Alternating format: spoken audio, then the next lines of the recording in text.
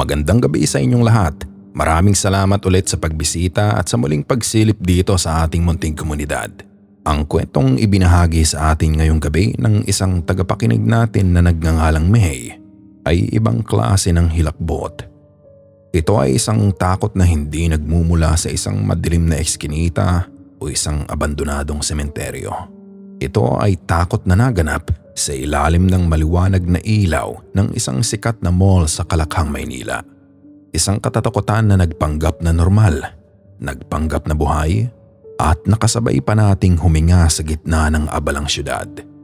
Ito ang pagpapakita ni Clara. Pakinggan natin.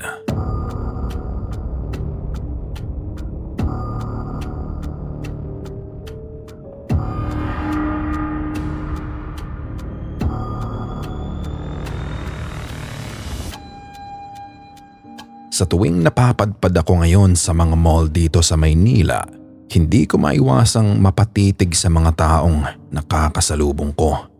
Mga ordinaryong muka, mga abalang empleyado na may hawak na mga folder o laging nakatingin sa kanilang mga relo.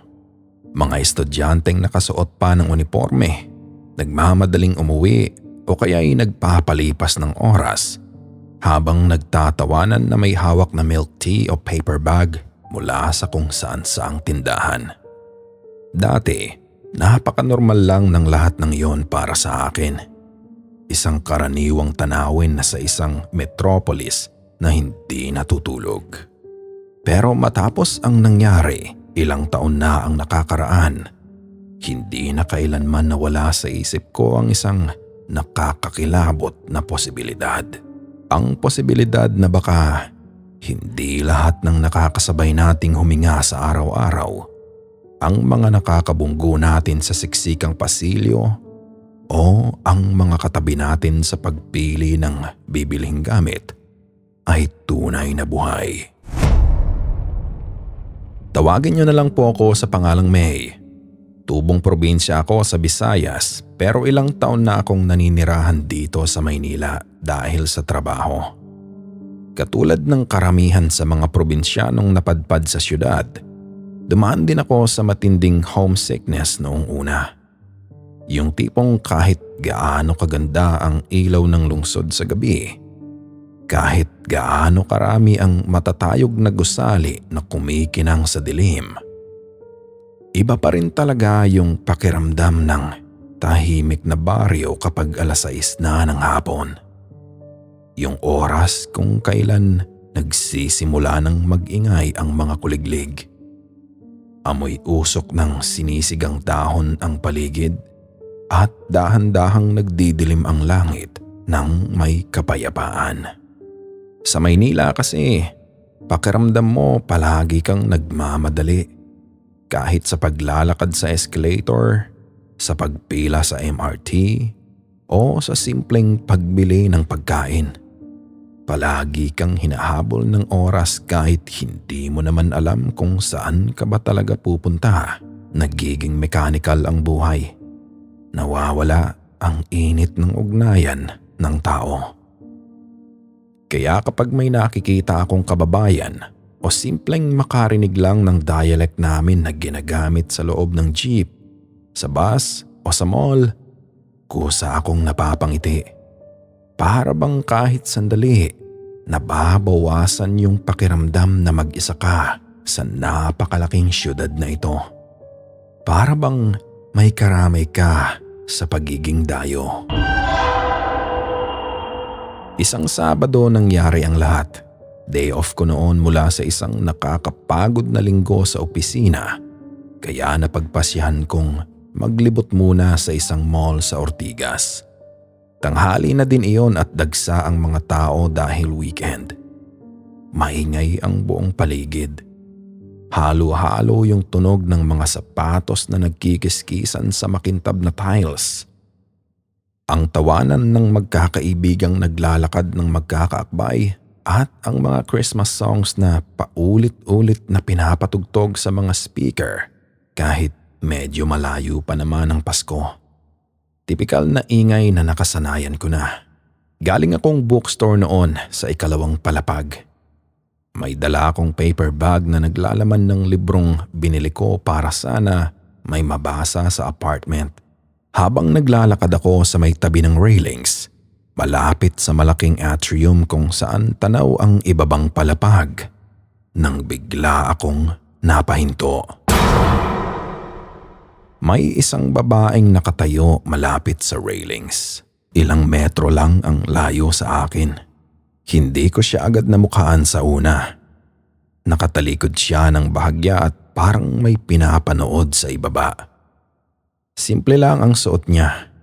Isang t-shirt at pantalon. Katulad ng sino mang mall goer. Pero may kakaiba akong naramdaman sa dibdib ko nang mapatingin ako sa direksyon niya. Isang kakaibang kurot ng pamilyaridad na hindi ko maipaliwanag. At doon, dahan-dahan siyang lumingon sa direksyon ko. Nagtagpo ang aming mga mata. Parang tumigil ang ingay ng mall sa paligid ko nang bigla siyang ngumiti. Isang ngiti na kilalang kilala ko noong kabataan ko. May? Parang may kung anong dumaan sa dibdib ko nang marinig ko yung boses niya. Malambot, banayad, at may tono ng aming probinsya. Clara? Halos sabay pa kaming napatawa sa gulat at tuwa. Si Clara, dating kaklase ko noong high school. Hindi kami sobrang close noong high school. Hindi kami yung magkaibigan na laging magkasama sa recess o may malalalim na sekretong pinagbabahagian.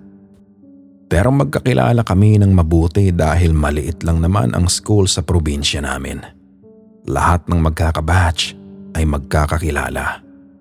Si Clara ay isa sa mga babaeng tahimik sa klase. Walang kaaway at napakadaling makagaanan ng loob.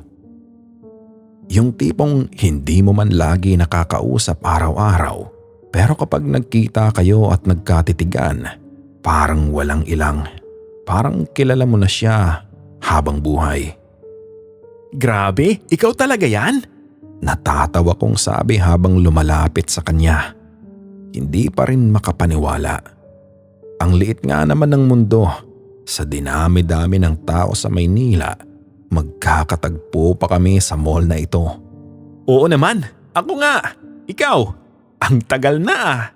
Ang laki ng nabago sa'yo. Masaya niyang sagot. Nagyakapan pa kami noon. Isang mahigpit na yakap ng dalawang magkababayang nagkatagpo sa gitna ng malawak na syudad. Hanggang ngayon, habang isinusulat ko ito, naaalala ko pa yung amoy ng pabango niya. Mahina lang ang amoy. Hindi masakit sa ilong. Yung tipong amoy fresh lang talaga. Parang bagong ligo o amoy pulbos. Wala akong naramdamang kakaiba sa yakap na iyon. Walang lamig na nakakagulat, walang kakaibang pakiramdam. Normal na katawan ng tao. At iyon ang pinaka nakakatakot sa lahat kapag binabalikan ko ngayon. Nagsimula kaming magkumustahan doon mismo sa gilid ng mall. Habang ang mga tao ay patuloy na naglalakad sa aming paligid, tinanong niya ako kung gaano na ako katagal sa Maynila, kung saan ako nagtatrabaho, at kung umuuwi pa raw ba ako sa probinsya tuwing pista o kaya Pasko. Natural na natural yung usapan naming dalawa, walang pilit. Parang dalawang matagal lang talagang magkaibigan na nawalan ng kontak at ngayon ay muling nagkita. Nabanggit niya ring matagal na rin siyang nakabase sa Maynila. Ang sabi niya, bago pa raw mag-pandemic ay nandito na siya. Natawa pa siya ng bahagya habang kinukwento kung gaano siya nahirapang mag-adjust noong una.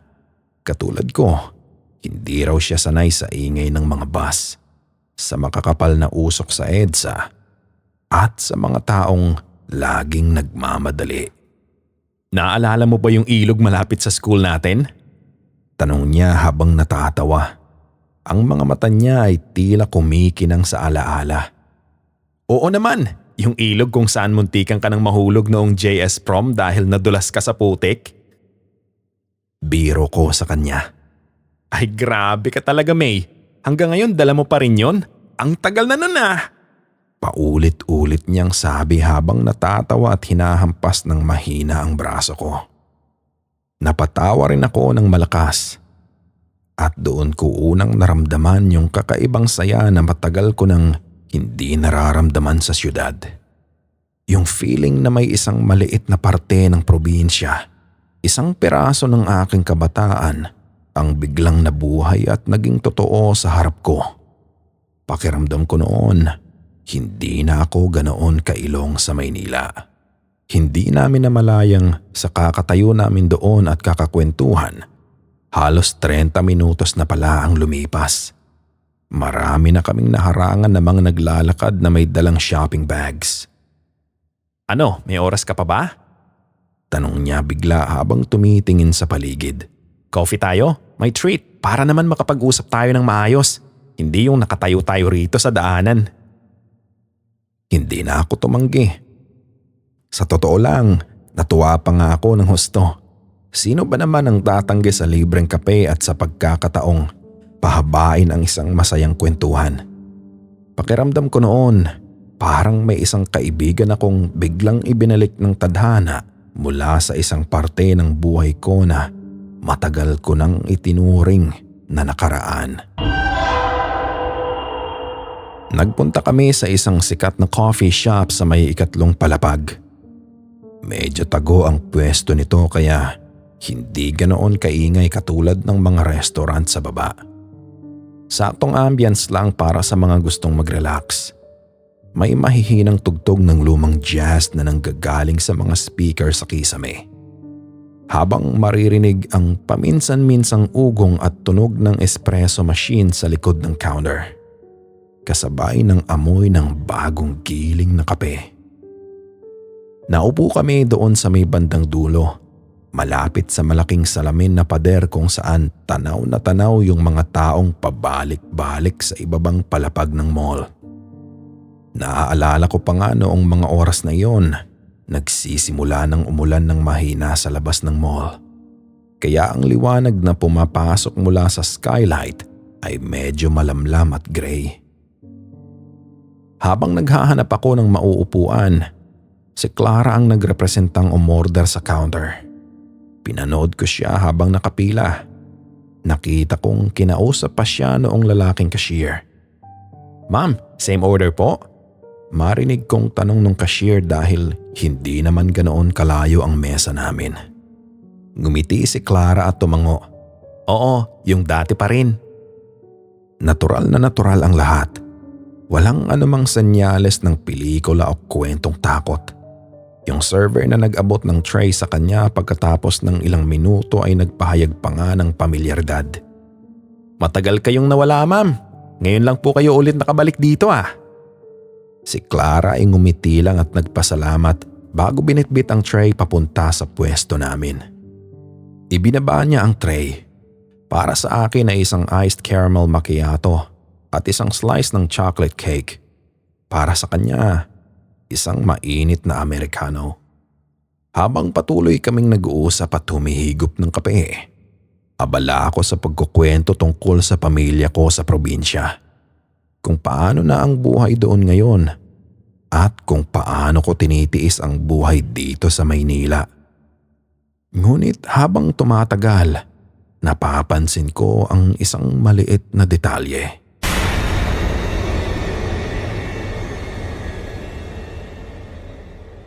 Halos ako lang pala yung totoong kumakain at umiinom.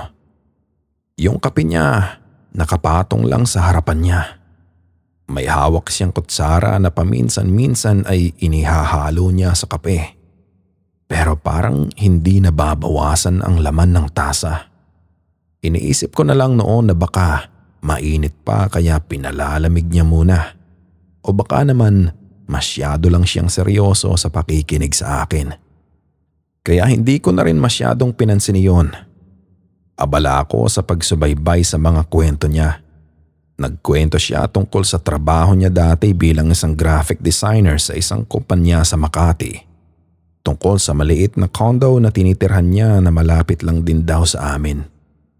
Tungkol sa mga plano raw sana niyang magbakasyon ulit sa probinsya para makita ang kanyang mga magulang.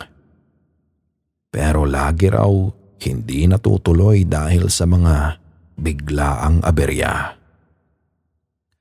Subalit paminsan-minsan, napapansin kong parang nawawala si Clara sa focus.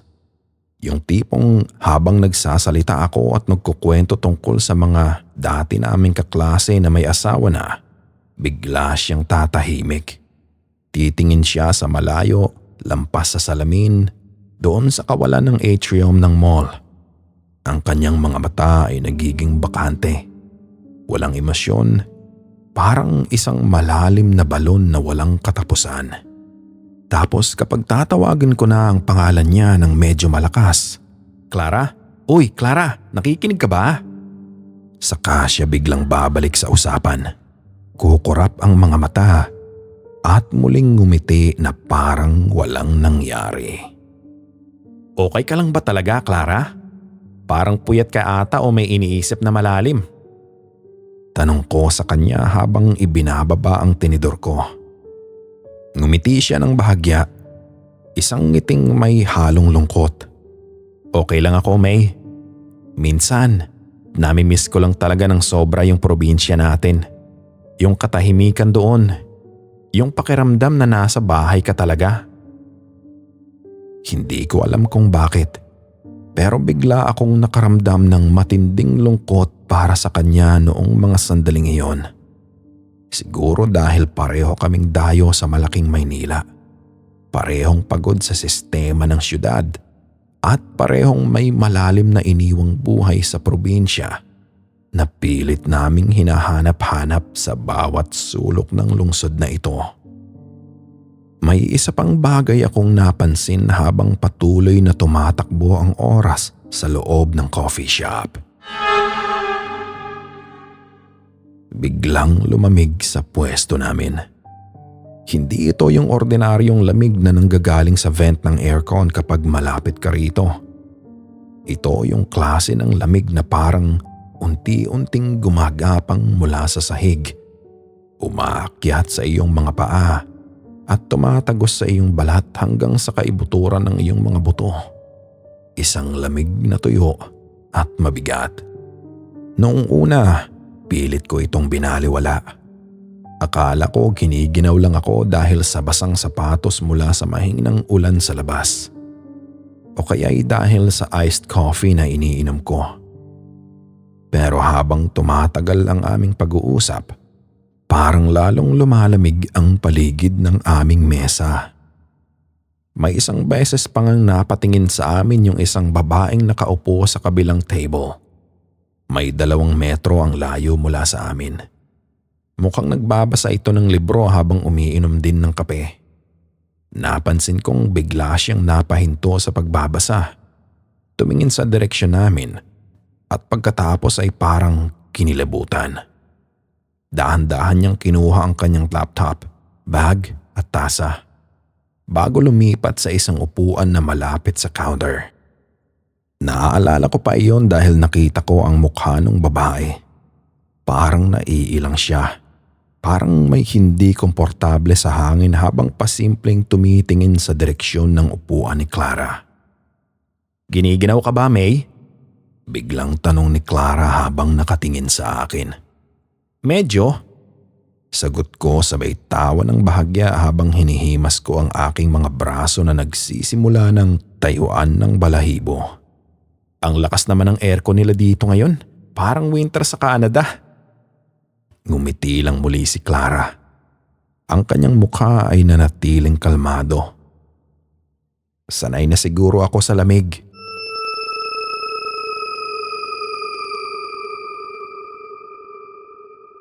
Hindi ko na binigyan pa ng malalim na kahulugan ang sinabi niyang yon. Patuloy lang kami sa kwentuhan. Nakabalik tanaw sa mga guro naming masungit, sa mga lumang laro noong bata pa kami, at kung paano kami nangarap na makarating sa Maynila noong mga panahong akala namin ay madali lang ang buhay dito. Halos 2 oras din kami nag-usap noon. 2 oras na punong-puno ng kwento. At sa buong panahong iyon, sumusumpa ako. Wala talaga akong naramdamang kakaiba sa kanya. Isang lumang kaklase lang na masayang nakikipagkapwa-tao. Bago kami maghiwalay ng mag-aalas 3 na ng hapon dahil may kailangan pa akong asikasuhin sa aking apartment, tumayo kami at lumabas ng coffee shop. Doon sa tapat ng tindahan, bago kami tuluyang magkanya-kanyang lakad, dahan-dahan siyang lumapit at niyakap ako muli.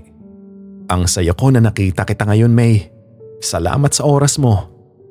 Mahina. Halos pabulong niyang sabi sa aking tenga habang nakayakap. Same din, Clara. Ang saya-saya ko rin. Napakagandang sorpresa nito para sa Sabado ko. Natatawa kong sagot habang tinatapos ang yakap. Magkita tayo ulit minsan, ha? Sabi niya habang dahan-dahang umaatras. Oo naman. Bigay mo sa akin yung number mo o kaya i-message mo ako sa Facebook para makapagplano tayo ng mas mahabang gala. Sagot ko habang kinukuha ang cellphone ko sa bulsa. Ngumiti siya. Ngunit hindi niya ibinigay ang kanyang numero. Tumango lang siya at nagsimulang tumalikod upang maglakad palayo. Habang pinapanood ko siyang maglakad palayo, unti-unting humahalo sa dagsa ng mga tao na naglalakad sa hallway ng mall. May isang kakaiba at napakabigat na pakiramdam ang biglang pumasok sa dibdib ko. Hindi ito takot. Hindi ito kaba na may mangyayaring masama. Hindi ko talaga maipaliwanag ng maayos gamit ang salita. Parang biglang bumigat ang hangin sa paligid ko at isang matinding pangungulila ang biglang lumamon sa akin habang pinapanood ko ang likod niya na dahan-dahang nawawala sa dami ng tao. Parang may isang maliit na bahagi ng isip ko. Isang babala o boses. Ang sumisigaw na gustong habulin siya. Hawakan ang kamay niya at huwag siyang iwanang mag-isa. Ngunit hindi ko ginawa. Pinairal ko ang hiya at ang isip na, ano ka ba, May? Magkikita pa naman kayo ulit. Nagpatuloy ako sa paglalakad pababa sa escalator habang bitbit ang aking paper bag. At hanggang ngayon, hanggang sa minutong ito, pinagsisisihan ko ang desisyon na hindi ko siya hinabol.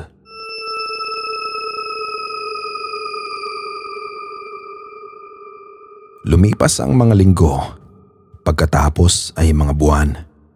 Naging napaka-busy ko ulit sa trabaho sa opisina. Ang mga dagsang paperworks, mga deadline at mga araw-araw na pakikipagsapalaran sa trapiko ng Maynila ang muling lumamon sa oras ko. Ngunit paminsan-minsan, sa mga gabi kung kailan hindi ako makatulog sa aking apartment habang naririnig ang ingay ng mga sasakyan sa labas, biglang pumasok sa isip ko si Clara. Lalo na kapag napapadaan ako sa parehong mall o sa parehong coffee shop sa ikatlong palapag. May isang beses pa nga, mga 2 buwan matapos ang pagkikita naming iyon, pumasok ako sa parehong coffee shop. Umupo sa parehong mesa malapit sa malaking glass wall. Umorder ako ng kape at naupo roon ng 1 oras. Umaasa na baka magkataon muli ang lahat. Na baka pumasok siya sa pinto at kumaway sa akin.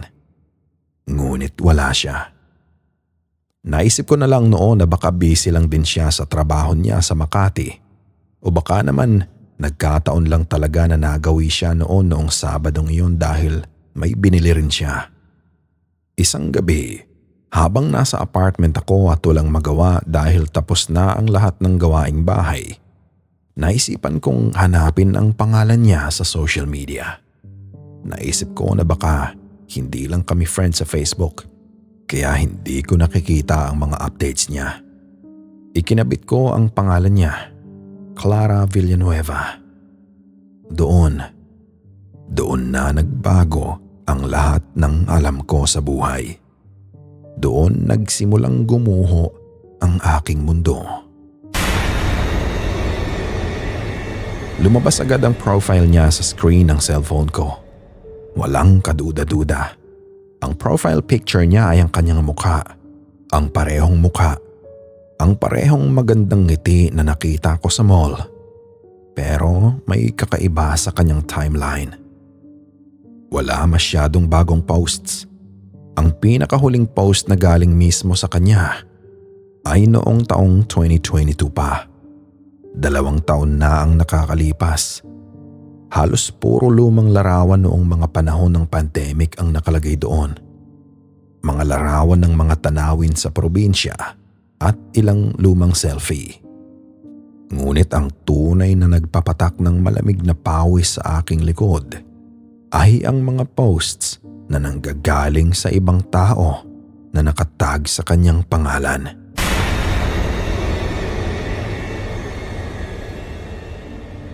Rest in peace, Clara. Miss na miss ka na namin, friend. Hindi pa rin kami makapaniwala. 2 taon ka na palang wala sa piling namin. Gabayan mo ang pamilya mo riyan sa kabilang buhay.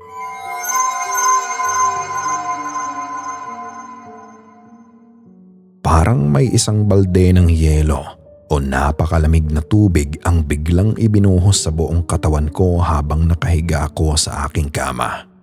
Pakiramdam ko ay biglang nawala ang init sa loob ng aking kwarto. Paulit-ulit kong binasa ang mga comments na iyon. 1 beses, 2 beses, 5 beses. Ngunit hindi ko maintindihan. Parang nagbubuhol-buhol ang mga letra sa paningin ko. Iniisip ko na baka maling Clara ang nahanap ko. Na baka kapangalan niya lang. O baka naman isang masamang biro lang ang lahat ng ito ng mga kaibigan niya. Nanginginig ang aking mga kamay. Halos hindi ko mai-scroll ang screen pababa dahil sa matinding kaba na biglang lumamon sa buong pagkatao ko. Hanggang sa nakita ko ang isang post mula sa kanyang mismong pinsan. Isang larawan ni Clara na may itim na ribbon sa gilid. May nakasinding kandila sa tabi at may isang mahabang caption na nagpapahayag ng kanilang pighati. Ang caption ay naglalaman ng buong detalye. Si Clara ay naging biktima ng isang marahas na hold-up habang bumibisita siya sa isang kamag-anak sa isang liblib na bayan sa Mindanao. Nangyari ang insidente eksaktong 2 taon na ang nakakalipas bago kami nagkita. Sabi sa post, hindi siya nakaligtas dahil sa mga natamong sugat. Patay na siya. 2 taon na ang nakakalipas.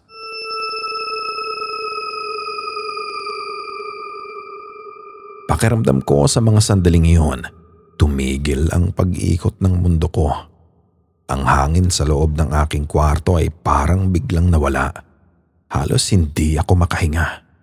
Parang may isang malaking kamay na nakasakal sa aking lalamunan. Paulit-ulit kong tinitigan ang larawan niya sa screen. Ang parehong hugis ng mukha, ang parehong bagsak ng buhok, ang parehong ngiti na nakaharap sa akin sa gilid ng railings ng mall. Ang parehong babaeng nakausap ko, nayakap ko, at nakasama kong uminom ng kape sa loob ng 2 oras. Hindi ako pwedeng magkamali. Hindi pwedeng ibang tao ang nakita ko noon. Ang boses na narinig ko ay ang boses ni Clara na kaklase ko noong high school. Ang mga alaalang pinag-usapan namin tungkol sa ilog sa probinsya. Tungkol sa mga guro namin. Paano malalaman ng isang estranghero ang mga detalyeng iyon kung hindi siya si Clara? At doon, biglang nagbalik sa isip ko ang lahat ng mga maliliit na detalye na binaliwala ko noong Sabadong iyon. Yung matinding lamig na biglang lumamon sa mesa namin. Yung lamig na naging dahilan kung bakit lumipat ng upuan ang babaeng nasa kabilang mesa dahil sa hindi maipaliwanag na takot. Yung baso ng kape niya na nakapatong lang sa tray na kahit isang beses ay hindi ko nakitang idinikit niya sa kanyang labi at hindi nabawasan ang laman kahit 1 milimetro. Yung mga sandali na habang nagkukwento ako, bigla siyang natutulala at tumitingin sa kawalan na tila ba ang kanyang kaluluwa ay hinihila pabalik sa isang madilim at malayong lugar na hindi natin nakikita. At pati yung kakaibang bigat sa aking dibdib at ang matinding pangungulila na nararamdaman ko noong naglalakad siya palayo na tila ba alam ng aking kaluluwa na iyon ang huling pagkakataon na makikita ko siya sa mundong ito. Kinilabutan ako ng sobra-sobra. Yung tipong pakiramdam mo ay tumayo ang bawat balahibo mo mula ulo hanggang paa. Hindi ko na malayang dahan-dahan na palang tumutulo ang aking mga luha habang hawak-hawak ko ang cellphone ko sa gitna ng dilim ng aking kwarto. Natatakot ako. Oo, pero higit sa takot, isang matinding lungkot at awa ang lumamon sa akin. Maya-maya pa, habang nakatitig ako sa screen ng aking cellphone, napansin kong may isang mutual friend kaming online ng mga oras na iyon. Si Totoy, na naging kaklase rin namin noong high school at alam kong nanatili sa probinsya. Hindi ko na napigilan ang sarili ko. Kahit madaling araw na, nag-type ako ng message sa kanya gamit ang nanginginig kong mga daliri. Totoy, gising ka pa? May itatanong lang sana ako. Totoo bang patay na si Clara Villanueva? Matagal bago lumabas ang status na typing sa pangalan niya. Ang bawat segundo ng paghihintay ay parang 1 taon sa akin. Hanggang sa lumabas ang maikling sagot niya. Oo, May. Totoo. Matagal na. 2 taon na ang nakakalipas nung mabalitaan namin dito sa probinsya. Bakit mo na itanong? Ngayon mo lang ba nalaman? Halos nanginginig ang buong katawan ko habang nagre-reply ako sa kanya. Ang mga luha ko ay patuloy na pumapatak sa screen ng aking telepono.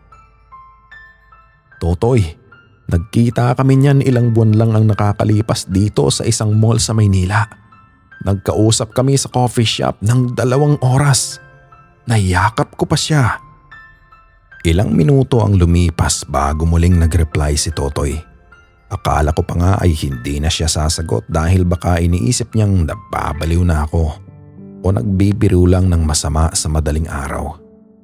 Pero noong mag-notify ang message niya, para akong lalong nilamig. Isang lamig na mas matindi pa sa nararamdaman ko sa coffee shop. May, hindi ikaw ang unang taong nagsabi niyan sa akin.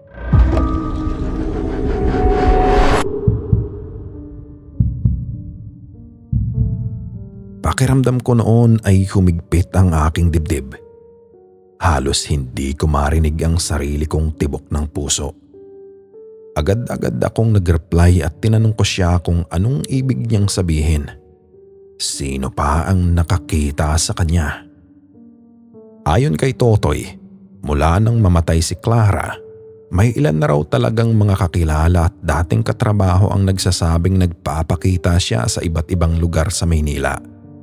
Pero ang kakaiba raw sa mga pagpapakita niya, hindi ito katulad ng mga karaniwang kwento ng multo na nananakit, nananakot o humihingi ng hustisya.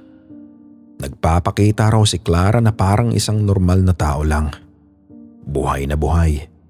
At laging sa mga lugar na madalas niyang puntahan noong nabubuhay pa siya at masaya. Kinuwento ni Totoy na may isang dating katrabaho si Clara sa Makati ang nagsabing nakita siya nitong nakaupo sa food court ng isang mall. Ilang buwan pa lang matapos ang kanyang libing sa probinsya. Lumapit daw ang katrabaho na iyon at binati siya at nagkausap pa raw sila tungkol sa mga lumang proyekto sa opisina bago nagpaalam si Clara na may bibilhin lang. Noong nalaman ng katrabahong iyon ang katotohanan mula sa pamilya ni Clara, nagkasakit ito dahil sa tindi ng gulat. May isang guard naman daw sa dating building na pinagtatrabahuhan ni Clara ang nagsabing akala niya ay pumapasok pa rin si Clara sa kumpanya dahil ilang beses niya itong nakita sa screen ng CCTV na naglalakad sa lobby tuwing umaga. Nakasuot ng kanyang ID at bitbit ang kanyang bag.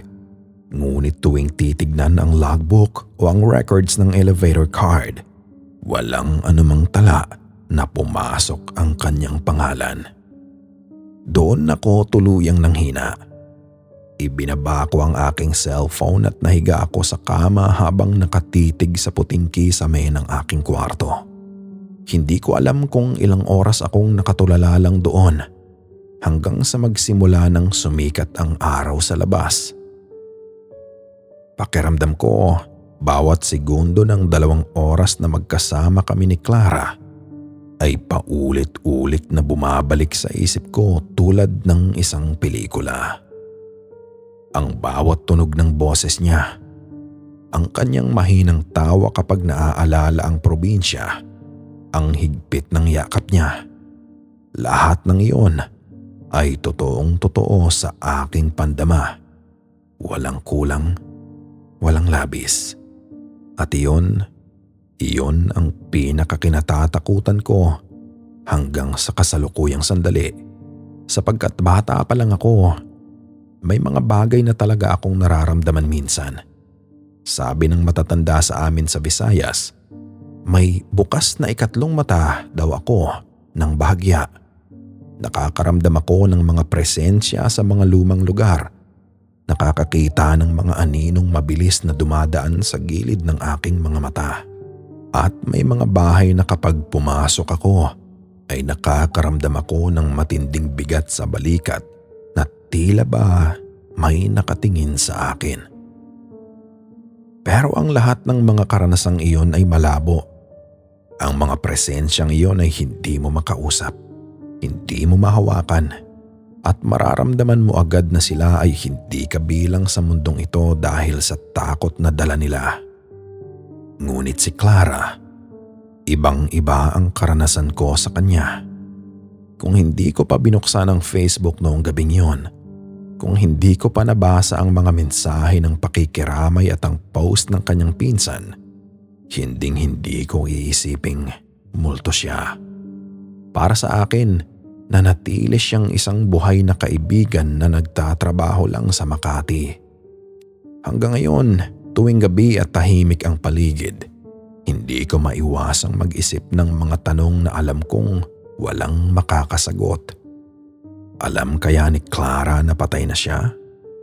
Alam kaya ng kanyang kaluluwa na ang katawan niya ay matagal nang nakabaon sa sementeryo sa probinsya, habang ang kanyang espiritu ay naglalakad sa makintab na tiles ng isang mall sa Maynila? O baka naman, kaya siya nagpakita sa akin at sa iba pang mga tao ay dahil sa matinding pangungulila niya sa mundong ito? Baka dahil sa biglaan at marahas na pagkawala ng buhay niya, hindi patanggap ng kaluluwa niya na tapos na ang kanyang oras. Baka gusto niya lang makaramdam muli, kahit sa loob lang ng 2 oras, ng isang normal na buhay. Ang makipagkwentuhan sa isang lumang kaklase, ang marinig ang tunog ng tawa mula sa kanyang kabataan, at ang maupo sa isang coffee shop habang pinapanood ang agos ng mga tao. Minsan mas nakakatakot palang isipin na may mga espiritong hindi naman talaga naglalakad para manakit o maghiganti. May mga espiritong naglalakad lang sa gitna ng mga tao sa araw-araw. Nakikipagbanggaan sa atin sa siksikang eskinita, ngumingiti kapag nakakasalubong natin, umiinom ng kape sa mga mamahaling coffee shop at naghahanap lang ng isang maliit na sandali, isang maikling oras kung saan mararamdaman nilang muli na sila ay buhay pa rin at bahagi pa ng mundong ito. Ilang buwan matapos kong malaman ang buong katotohanan, Sumumpa ako sa sarili ko na hindi muna ako babalik sa mall na iyon. Iniwasan ko ang Ortigas. Tuwing naiisip ko kasi ang coffee shop na iyon sa ikatlong palapag, pakiramdam ko ay bumabalik ang tuyo at matinding lamig na naramdaman ko noong kaharap ko siya. At ang takot ay muling gumagapang sa aking dibdib. Pero darating at darating din pala ang araw na kailangan mong harapin ng iyong kinatatakutan. Kamakailan lang, dahil may isang mahalagang dokumento akong kailangang asikasuhin at may isang partikular na gamit na doon lang sa mall na iyon mahahanap, napilitan akong magpunta muli. Hapon din iyon, katulad ng dati. Dagsa ang mga tao.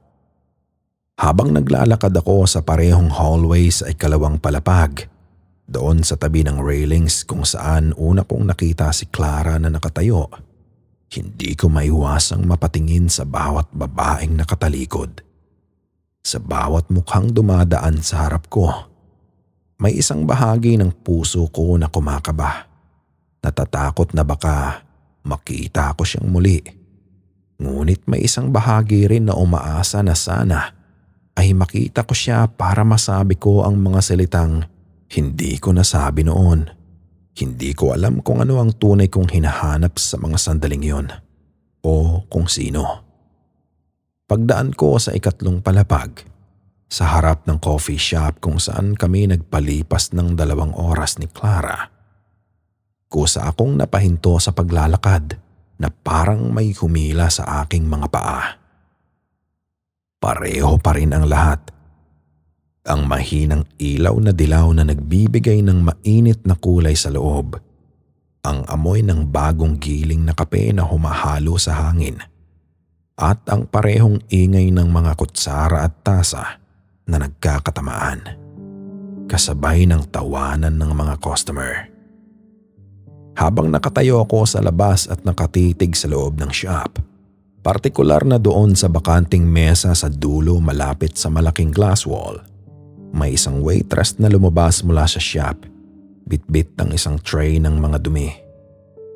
Nang makita niya ako, napahinto siya sandali. Tinitigan niya ang mukha ko na parang inaalala kung saan niya ako nakita dati. At doon tuluyang tumindig ang aking balahibo nang ma-realize ko kung sino siya.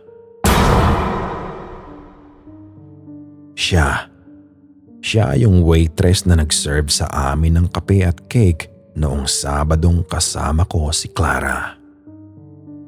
Tumingin siya sa akin ng may pag-aalinlangan bago dahan-dahang ngumiti ng bahagya. Isang ngiting may kasamang pagtataka. "Ma'am, bumalik po pala kayo." Malumanay niyang sabi habang ibinababa ang tray sa gilid ng counter sa labas. Parang biglang natuyo ang lalamunan ko. Ang laway ko ay hindi ko malunok sa tindi ng kaba. Oo, may pinuntahan lang dito sa mall."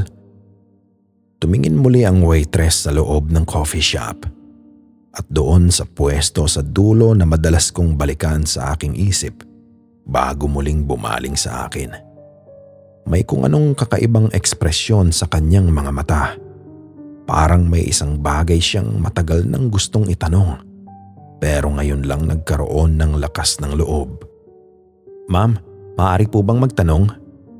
Maingat niyang boses. "Ano yun?" Sagot ko. Halos pabulong na lang ang boses ko dahil sa kaba. "Yung kasama niyo po kasi nung huling punta niyo rito, yung babaeng mahaba ang buhok na madalas niyo pong kausap, kamag-anak niyo po ba siya? O matagal niyo ng kaibigan?" Pakiramdam ko ay may isang napakabigat na bato na biglang bumagsak sa aking dibdib.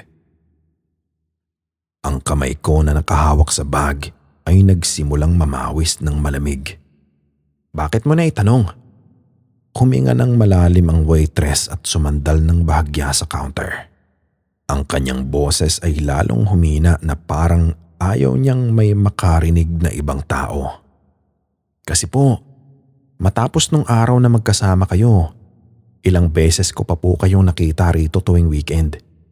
Nakikita ko kayong pumapasok, pumupunta doon sa parehong mesa sa dulo at umu-order ng kape. Oo, pumupunta nga ako rito minsan. Sagot ko, hindi maintindihan kung saan papunta ang usapan. Tumingin ng diretso ang waitress sa aking mga mata. At ang mga susunod na salitang lumabas sa kanyang labi ang tuluyang nagkumpirma sa pinakamalalim at pinakamadilim na katatakutan na habang buhay kong dadalhin. Opo ma'am, nakikita ko nga po kayo. Kaya ko po naitanong kung sino siya. Kasi sa tuwing pumupunta kayo rito, mag-isa nyo lang naman pong tinatahak ang pinto. Napatitig ako sa kanya. Hindi makakilos. Ilang beses ko po kayong pinagmamasdan doon sa mesa sa dulo ma'am. Lagi nyo pong kinakausap at tinatawanan yung bakanting upuan sa harap nyo. Na wala namang nakaupo kahit sino.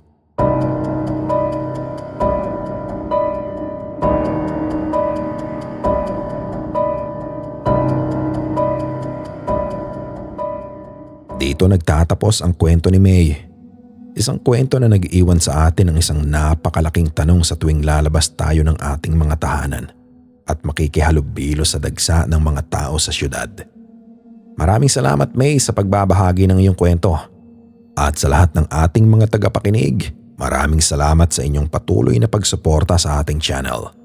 At kung kayo naman ay may sariling karanasan tulad nito o mga kwentong katatakutan na naganap sa inyong lugar o sa ibang bansa, maaari ninyo itong ipadala sa aming opisyal na email, amangilaw-tales-horror-ph2026@gmail.com. Ito ang Amangilaw Tales. Maraming salamat at hanggang sa muli.